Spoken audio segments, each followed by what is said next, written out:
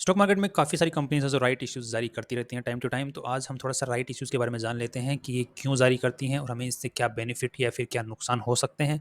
और अगर ये राइट इश्यूज़ जारी करती हैं तो हमें इनमें क्या ट्रेडिंग अपॉर्च्युनिटीज़ मिल सकती हैं, पैसा कमाने का मौका मिल सकता है। तो ये सारी चीज़ें आज हम थोड़ा-सा जान लेते हैं डिटेल में। अब हम ज़्यादा लंबा वीडियो बनाने की कोशिश नहीं करेंगे, छोटा ही रखने की कोशिश करेंगे, बट डिटेल सारी कवर करने की कोशिश यहाँ पर करेंगे। जो पहला सवाल जो मोस्टली रहता है कि राइट इश्यू होता क्या है? सो राइट इश्यू होता है जब कंपनी को और पैसों की ज़रूरत पड़ती है, उन कंपनियों जो ऑलरेडी स्टॉक मार्केट में लिस्टेड हैं, तो वो क्या करती हैं? राइट इश्यू जारी करती हैं। अब एक होता है ऑफर फॉर सेल, तो राइट इश्यू और ओएफएस दोनों अलग-अलग चीज़ें हैं। ऑफर फॉर सेल होता है जो ऑलरेडी जो इन्वेस्टर्स हैं, जो बड़े इन्वेस्टर्स हैं या फिर प्रमोटर्स हैं, जब वो अपने शेयर्स बेचते हैं तो वो ओएफएस होता है। तो वो पैसा उनके खाते में जाता है। अब जब कंपनी को पैसों की ज़रूरत पड़ती है तो वो राइट इश्यू जारी करती है। तो यहाँ पर राइट इश्यू जो कंपनी जारी करती है, तो वो एक किसी भी पर्टिकुलर नीड को देखते हुए कि उसको कंपनी को एक्सपेंड करना है, बड़ा करना है, उसके लिए कर सकती है। या फिर कंपनी के ऊपर कोई अनवांटेड खर्चा आ गया, उसको कवर करने के लिए कर सकती है। या फिर कंपनी को कहीं से लोन-वोन नहीं मिल रहा है, तो इन्वेस्टर से पैसा उठाना है, उसके लिए एक थोड़ा-सा ज़्यादा बेनिफिशियल हो सकता है। और कई केसेज़ ऐसे भी होते हैं जहाँ पर कंपनी को लगता है कि यार अब मेरा बचना मुश्किल है, नामुमकिन सा लग रहा है।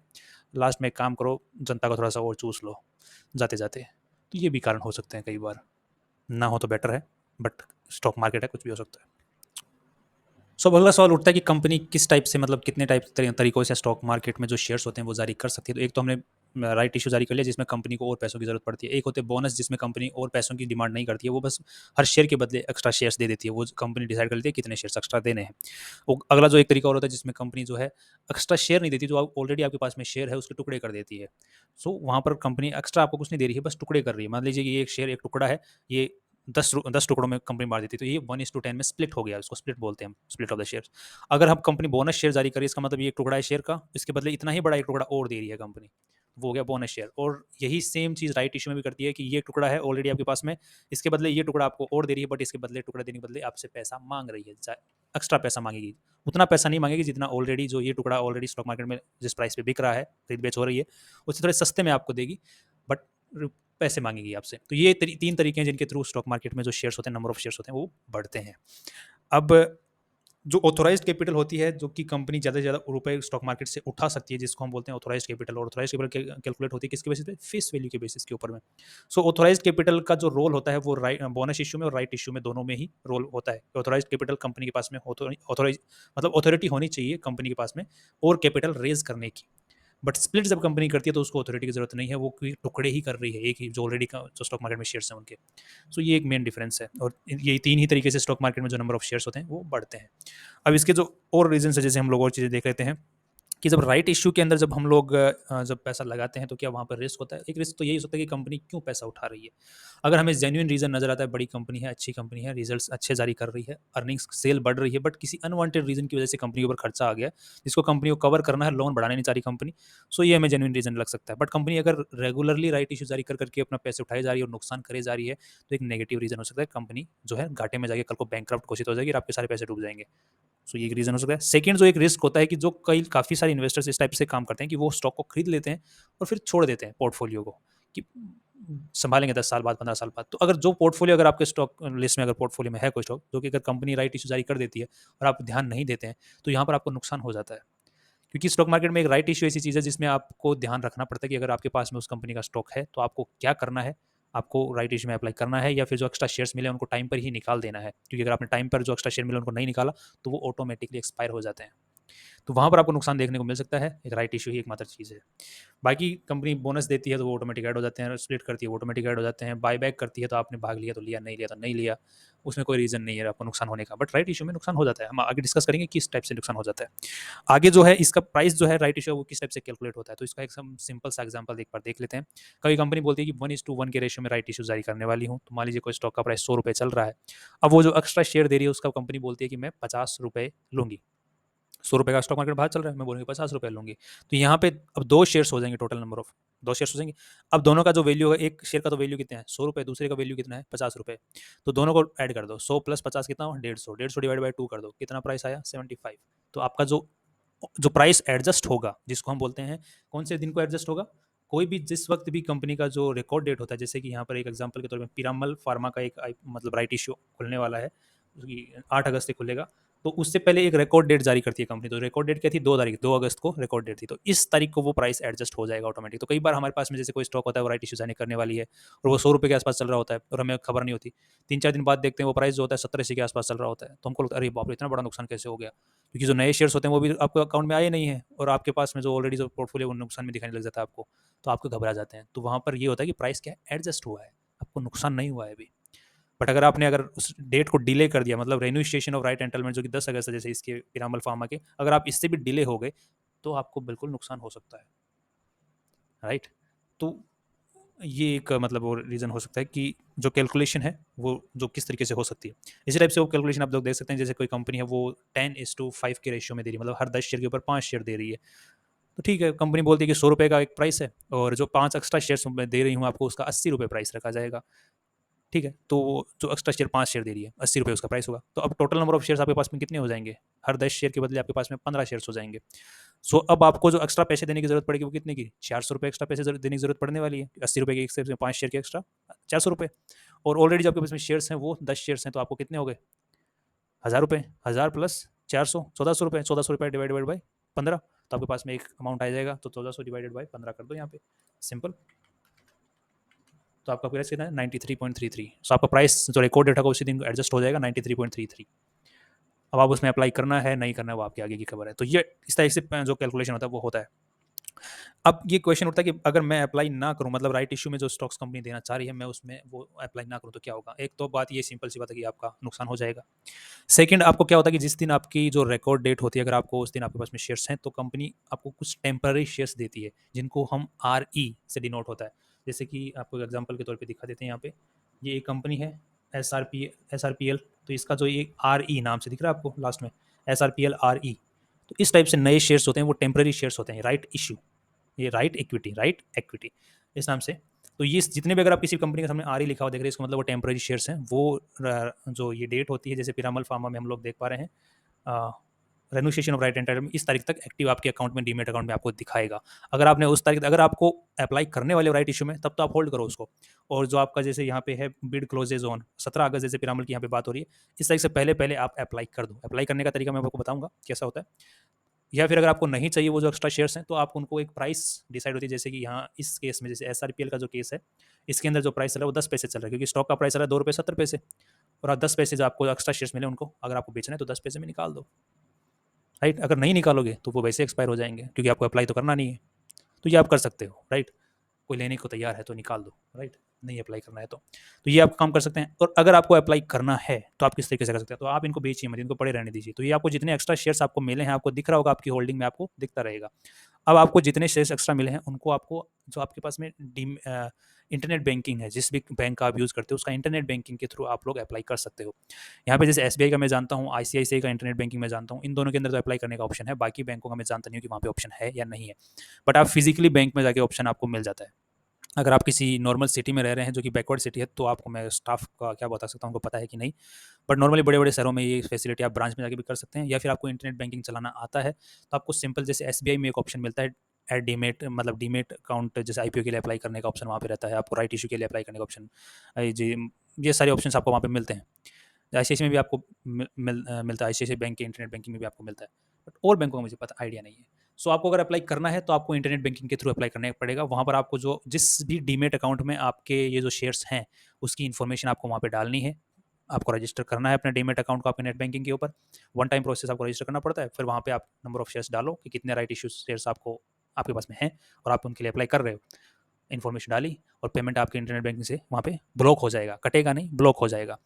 और कुछ टाइम बाद में, कई बार होता है आपके अकाउंट से वो कट जाते हैं, दिखने बंद हो जाते हैं, कई बार मतलब कट भी जाते हैं। तो वो कुछ टाइम में अगर आपको वो राइट जो शेयर्स होते हैं आपके पास में अकाउंट में है, वो फुली कन्वर्ट होकर टोटल नंबर ऑफ शेयर्स में आ जाते हैं। मतलब आपने पेमेंट कर दिया, आपके जो डीमेट अकाउंट है, आपके डीमेट अकाउंट में वो जो शेयर्स लोकल दिखा रहे थे, टेम्पररी दिखा रहे थे, वो फुल फ्लैश शेयर्स की कन्वर्ट होकर आपके पोर्टफोलियो में दिखने लग जाते हैं। मतलब उन्हीं स्टॉक्स में ऐड हो जाते हैं जो ऑलरेडी आपके पास में शेयर्स हैं। सो ये अगर अप्लाई करने का तरीका है। अब जो नेक्स्ट क्वेश्चन जो उठता है वो है कि अ, अब कि मेरे को एक बार में सारा पेमेंट करना पड़ेगा। अब यहाँ पे जो भी कंपनीज राइट इशू लेके आती हैं, वो बोलती हैं कि मेरे को एक साथ में पैसा नहीं चाहिए, मेरे को टुकड़ों टुकड़ों में चाहिए। जैसे कि एग्जांपल के तौर पे हम बात कर लेते हैं, जैसे perfect infra engineers limited stock नाम से, इसका जो है राइट इश्यू आने वाला है। इसने रिकॉर्ड डेट जारी की है 1 अगस्त की, ठीक है। जिसके भी पास में 1 अगस्त को इस कंपनी के शेयर्स थे, वो उसको एक्स्ट्रा शेयर्स मिलेंगे, मतलब राइट इशू। बट ये कंपनी बोल क्या रही है कि मुझे टोटल 18 रुपये चाहिए एक शेयर के बदले, बट मेरे को एक साथ नहीं चाहिए, मेरे को इस बार सिर्फ 7 रुपये चाहिए। नेक्स्ट टाइम मैं अगली बार 3-4 महीने, 5 महीने, 1 साल बाद में कभी भी आपसे 11 रुपये जो एक्स्ट्रा और मेरे को चाहिए आपसे, वो आपको बता दूंगी। अब आप करोगे ये क्या झोल है भाई, मतलब पूरा शेयर मुझे मिलने नहीं वाला, आधे पैसे मेरे से ले रही है। तो अब अगर आपको आधा पेमेंट करने की, अगर आपके पास मेरे शेयर हैं और आप चाहते हो कि ये एक्स्ट्रा शेयर आपको चाहिए, तो आप ये 7 रुपये का जो पेमेंट है वही इंटरनेट बैंकिंग के थ्रू कर दीजिए। जितने भी आपको राइट इश्यू के लिए आप एंटाइटलमेंट है आपका, पेमेंट कर दीजिए सिंपल, और पेमेंट वही नेट बैंकिंग। एंड अब आपको जो ये आधा पे किया हुआ जो शेयर होगा ना, वो एक अलग नाम से आपके डीमेट अकाउंट में दिखने लग जाएगा, जब तक कि कंपनी पूरे पैसे आपसे नहीं ले लेती है। उस शेयर का नाम होगा पीपी, मतलब शेयर का नाम, और उसके आगे लिखा होगा पीपी, मतलब पार्शियली पेड, पार्शियली पेड। अब इसका कोई स्टॉक मार्केट में आया हुआ है कि नहीं मुझे अंदाज़ा नहीं है, शायद आया हुआ होना चाहिए पहले का। सो मतलब उसके अगर पीपी लिखा हुआ रहेगा, राइट। सो आप समझ जाइए कि वो शेयर है, अभी राइट इश्यू है, राइट इश्यू वाला शेयर है, और उसका पूरा पेमेंट अभी तक हुआ नहीं है। सो ये एक रीज़न होता है। और मतलब ये कंपनी डिसाइड कर लेती है। कई कंपनियां जो होती हैं वो एक साथ में फुल फ्लेज में भी मांग लेती हैं, जैसे कि नॉर्थ है, ये भी ये कंपनी है, ये भी आधे आधे मांग रही है, मतलब 18 रुपये टोटल चाहिए, 9 रुपये एक बार में चाहिए और 9 रुपये बाद में कभी मांगूंगी मैं, ये भी है। और ये और कंपनी है, ये इसको 140 रुपीज़ चाहिए, ये बोल रही है एक साथ में मुझे सारे पैसे चाहिए, और इसने तारीख अपनी जारी कर रखी है। सो कंपनी की डिमांड होती है। कई कंपनी होती है 3 बार में मांगती हैं, बोल रही कि मेरे को 21 रुपये चाहिए, बट साथ साथ साथ में चाहिए, मैं एक साथ में नहीं लूँगी। वो कंपनी मांगती रहती है, राइट। अब यहाँ पे नेक्स्ट जो क्वेश्चन उठता है कि कोई फ़ायदा, कोई स्ट्रैटेजी ऐसी कि जिसका मैं यूज़ करके यहाँ पे पैसा कमा सकता हूँ, मतलब as a normal customer. Yes, यहाँ पे बिल्कुल एक स्ट्रैटेजी है, अपॉर्चुनिटी मिल सकती है अपने को। अब जैसे कोई भी कंपनी है, जैसे हमें पीरामल की बात कर लेते हैं, ये क्योंकि ये फुल फ्लेज मतलब मेन बड़ी कंपनी है। मोस्टली क्या होता है, जो भी राइट इशू कंपनीज लेके आती हैं वो छोटी कंपनियाँ होती हैं, और क्योंकि कंपनी में कुछ ना कुछ गड़बड़ होती है, जिसकी वजह से उस स्टॉक का प्राइस जो होता है ऑलरेडी नीचे आ जाता है। अब पीएल की हम यहाँ पे बात करते हैं, पीरामल फार्मा, तो पीरामल फार्मा कौन है, अपने मुकेश अंबानी जी के समधी हैं, उन्हीं की कंपनी है। सो इतनी बड़ी कंपनियों के ऊपर ज़्यादा असर देखने को नहीं मिलता है, बट जो नॉर्मली कंपनियां होती हैं उनका जो कुछ ने मतलब गड़बड़ चल रही होती है, उसकी वजह से स्टॉक नीचे आ जाता है, फिर वो राइट इशू जारी होती है। तो छोटी कंपनियों के आपको ज़्यादातर राइट इशूज़ देखने को मिलेंगे, बड़ी कंपनियों के कम ही देखने को मिलते हैं। अब यहाँ पे पिरामल ने अपना राइट इशू निकाला है, तो इसी के बेसिस के ऊपर हम लोग अपॉर्चुनिटी स्ट्रेटेजी किस टाइप से होती है, तो मैंने आपको जस्ट थोड़ी देर पहले बताया था कि जब कोई भी कंपनी का जब राइट इशू आता है, वो जो इन्वेस्टर है उसको अगर उस राइट इशू में पार्टिसिपेट नहीं करना है, तो वो एक जो ये डेट होती है रेन्यूशिएशन ऑफ राइट एंटाइटलमेंट, इससे पहले पहले तक वो अपने शेयर्स, जो एक्स्ट्रा शेयर्स उसको मिलते हैं टेम्पररी शेयर्स, वो बेच देता है। तो जो वो टेम्पररी शेयर्स खरीदता है वो अप्लाई कर सकता है। अब उनके लिए अपॉर्चुनिटी क्या है, अब ये जो टेम्पररी जो शेयर्स होते हैं ये सस्ते में बिकते हैं, अदरवाइज तो कोई लेगा कौन, राइट। वो सस्ते में बिकते हैं। तो टेम्पररी शेयर्स मान लीजिए कि उनका जो एक्चुअल प्राइस होना चाहिए, जैसे हमने एग्जाम्पल में बात किया था, हर 10 शेयर के ऊपर 5 शेयर, तो वहाँ पे 93 रुपीज़ निकल के आए थे, राइट। और कंपनी जो जारी कर रही है वो 50 रुपये के ऊपर जारी कर रही है, 5 शेयर जो एक्स्ट्रा दे रही है वो 50 रुपये दे रही है।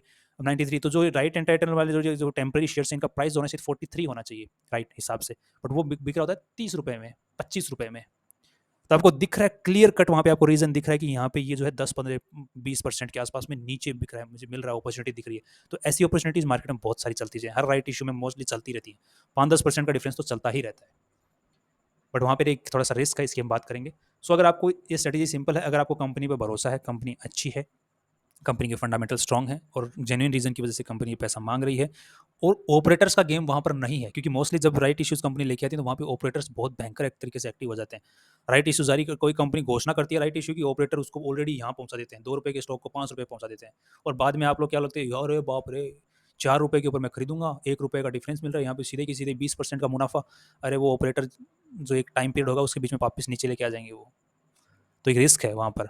सो अगर आपको कंपनी अच्छी लग रही है और आपको लगता है कि वहाँ पे आपको मुनाफा मिल रहा है 10-15% का, और स्टॉक आने वाले टाइम में और ऊपर ही जाएगा, तो आप उस चीज़ का बेनिफिट ले सकते हैं। अब यहाँ पर एग्जांपल हम पीएल की तरफ देख लेते हैं, बट पीएल का अभी प्राइस डिसाइड नहीं हुआ है, क्योंकि ये 8 अगस्त को ओपन होगा तब इसका प्राइस बाहर आएगा। जो टेम्प्रेरी शेयर्स होंगे वो 8 अगस्त के बाद में जो लोग हैं बेच पाएंगे, उससे पहले बेच नहीं पाएंगे, 2 दिन के अंदर भी बेच पाएंगे। तो यहाँ पर एक कंपनी है जिसका ऑलरेडी, जैसे SRPL की बात कर रहे हैं, तो यहाँ पे 2 रुपये 70 पैसे का स्टॉक चल रहा है, तो इसके टेम्प्रेरी शेयर से उनका प्राइस चल रहा है 10 पैसे, और कंपनी पैसा कितने मांग रही है, क्या नाम है इसका, SRPL, 1 सेकेंड, ये है श्रीराम प्रोटीन लिमिटेड, इसका नाम है। तो कंपनी मांग रही है 2 रुपये 30 पैसे, 10 पैसे में बिक रहा है। तो जो ऑलरेडी जो जिनको मिला हुआ एक्स्ट्रा टेम्पररी शेयर्स, वो 10 पैसे में आप खरीद लोगे इससे, और 2 रुपये 30 पैसे आप अपने इंटरनेट बैंकिंग से कंपनी को पे कर दोगे अपने डीमेट अकाउंट की इन्फॉर्मेशन देके। तो आपको कितने में पड़ा पूरा शेयर? 2 रुपये 40 पैसे में आपको पड़ा, राइट। अब आपको बिकेगा कितने में, क्योंकि स्टॉक प्राइस कितने में चल रहा है? 2 रुपये 70 पैसे। तो आपको आपको क्लियर नहीं नजर आ रहा कि लगभग लगभग 10% का आपको प्रॉफिट यहाँ पर हो सकता है। बट यहाँ पर एक ये स्ट्रैटेजी है, मैं आपको स्ट्रैटेजी बताई मैंने अभी। बट यहाँ पर कंपनी आपको अच्छे से देखनी है कि कंपनी अच्छी है, और जो प्राइस है वो मैनिपुलेटेड नहीं है, ऑपरेटर्स एक्टिव नहीं हुए हैं। और नेक्स्ट जो आपको देखना है कि अब यहाँ पे आपको रिस्क कहाँ पर है? रिस्क यहाँ पर है कि जैसे जैसे हमने अभी इसका एग्जांपल लिया, तो इसी का एग्जांपल के थ्रू देख लेते हैं। वो कहाँ गया? ओके, श्री राम। तो अब इसी के बेसिस के ऊपर देख लेते हैं। तो यहाँ पे लिखा हुआ है, देखो 9 अगस्त तक रेन्यूशिएट, मतलब वो आपने खरीद लिया 9 अगस्त से पहले। अब 14 अगस्त तक आपको पेमेंट करना है। अगर आपने टेम्प्रेरी शेयर्स खरीदे हैं तो आपको 14 अगस्त से पहले पेमेंट करना पड़ेगा SRPL का। उसके बाद में आपको इंतजार करना पड़ेगा 4 सितंबर तक का। तो यहाँ पे आपको दिख रहा है 20 दिन का टाइम है। तो आपने खरीदा 2 रुपये 40 पैसे में, प्राइस को देखते हुए 2 रुपये 70 पैसे को।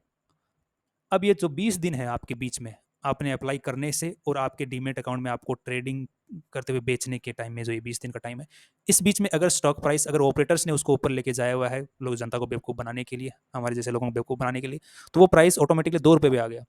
तो अब आपने तो देखा था 10% का मुनाफा है, यहाँ पर आपको नुकसान हो जाएगा 15% का। तो ये हो जाता है। तो ये एक रिस्क है, ये एकमात्र रिस्क है यहाँ पर राइट इश्यू के अंदर में, कि ये जो टाइम पीरियड है ना, 15 दिन का, 20 दिन का, महीने भर का, यहाँ पर अलग अलग मतलब राइट इश्यू में अलग अलग टाइम पीरियड चलता है। ये जो महीने भर तक का टाइम पीरियड जो लग जाता है ना, ये टाइम पीरियड आपको रखना है कि ये रिस्क है मेन, क्योंकि मैं ऑलरेडी इस चीज़ में फंसा हुआ हूँ, इसलिए यहाँ पर मुझे पता है। क्योंकि मेरे पास में एक स्टॉक पड़ा हुआ है, अभी काफ़ी दिन से पड़ा हुआ, तकरीबन मेरे से 1.5 साल से पड़ा हुआ है, वो अभी तक पड़ा हुआ है। और अभी उस कंपनी ने एक बार और राइट इशू निकाला। मैंने कहा बढ़ने दो यार, कौन फंसेगा दोबारा।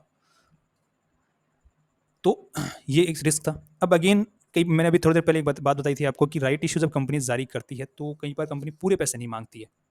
तो पीपी नाम से वो एक अलग शेयर स्टॉक मार्केट में लिस्ट हो जाता है। तो जब कंपनी पूरे पैसे मांगने वाली होती है, फाइनल पेमेंट मांगने वाली होती है, जैसे कि हमने अभी एग्जाम्पल में बात किया था, ये नॉर्थ ईस्ट का बात किया था और एक कंपनी का और बात किया था, वो कंपनी मतलब उसको कंपनी को ही निकाल लेते हैं, ये रहा परफेक्ट इंफ्रा इंजीनियर्स नाम से, राइट। अब ये कंपनी बोली 11 रुपये में फिर कभी मांगूंगी, तो जब ये कंपनी 11 रुपये का पेमेंट मांगने वाली होगी 4 महीने बाद में, 5 महीने बाद में, जब इसका नोटिफिकेशन आएगा, तब हमें अपॉर्चुनिटी मिलेगी। तब हम क्या करेंगे, वो पीपी वाले जो शेयर्स होंगे ना, उनको खरीद लेंगे इस कंपनी के और बैठ जाएंगे। मान लीजिए उस वक्त पीपी का जो प्राइस चल रहा होगा वो 9 रुपये चल रहा होगा, यहाँ पे हमें 11 रुपये का पेमेंट करना है, तो हम अपने इंटरनेट बैंकिंग से पेमेंट कर देंगे। तो यहाँ पे टोटल पेमेंट अपना कितना होगा? 20 रुपये के आसपास में। और यहाँ पे जो स्टॉक प्राइस चल रहा होगा कितना, 22 रुपये के आसपास में या 25 रुपये के आसपास में चल रहा होगा। तो हमें एक बेनिफिट देखने को मिल जाता है यहाँ पे तकरीबन 10 12 20 20% के आसपास में। अगेन आपको जब आप अप्लाई कर रहे हो तो देख लीजिए ऑपरेटर्स एक्टिव नहीं है, कंपनी अच्छी है, जेन्युइन है, और ऊपर जाने के चांसेस हैं, और सपोर्ट के आसपास तक आके रुक जाएगी। तो बस ये एक लास्ट में जो हमने स्ट्रेटेजी डिस्कस की, यही एकमात्र स्ट्रेटेजी है। जिन लोगों को शेयर्स नहीं चाहिए होते हैं वो उन टेम्प्रेरी शेयर्स को बेच रहे होते हैं, वो सस्ते में बेच रहे होते हैं। तो वो जितना सस्ते में हमको बेच रहे होते हैं वही हमारे पास अपॉर्चुनिटी रहती है। मगर अगर वो स्टॉक में ऑपरेटर्स एक्टिव हैं तो हमारा वो जो जिस तरीके से हमने खरीदा है वो हमारे नुकसान का सौदा बन सकता है। इसलिए हमें कंपनी को देख लेना है कि जो कंपनी राइट इशू लेके आई है वो जेन्युइन रीजंस की वजह से लेके आई है, कंपनी अच्छी है, छोटी हो कोई बात नहीं बट अच्छी है, और प्रॉफिट्स जनरेट कर सकती है फ्यूचर में। बस इतना आपको देख लेना, फंडामेंटल्स देख लेने कंपनी के, और थोड़ा सा टेक्निकल्स अगर आप जानते हैं तो वो भी देख लीजिए, ठीक है। बाकी हम भी अपने चैनल के ऊपर डिस्कस करते रहते हैं। कोई सजेशन, मतलब कम इसके राइट इश्यूज़ के बारे में सजेशन, मतलब अभी जो हमने डिस्कस किए हैं वही सजेशंस हैं। और फाइनली मैं ये समझूंगा कि मैं राइट इशू के बारे में जो स्ट्रेटेजी थी और पूरा जितना समझाना था मैं समझा पाया हूँ। और आई होप अगर आपको कोई क्वेश्चन है तो आप कमेंट बॉक्स में पूछ सकते हैं, I will definitely answer over there. And finally see you tomorrow.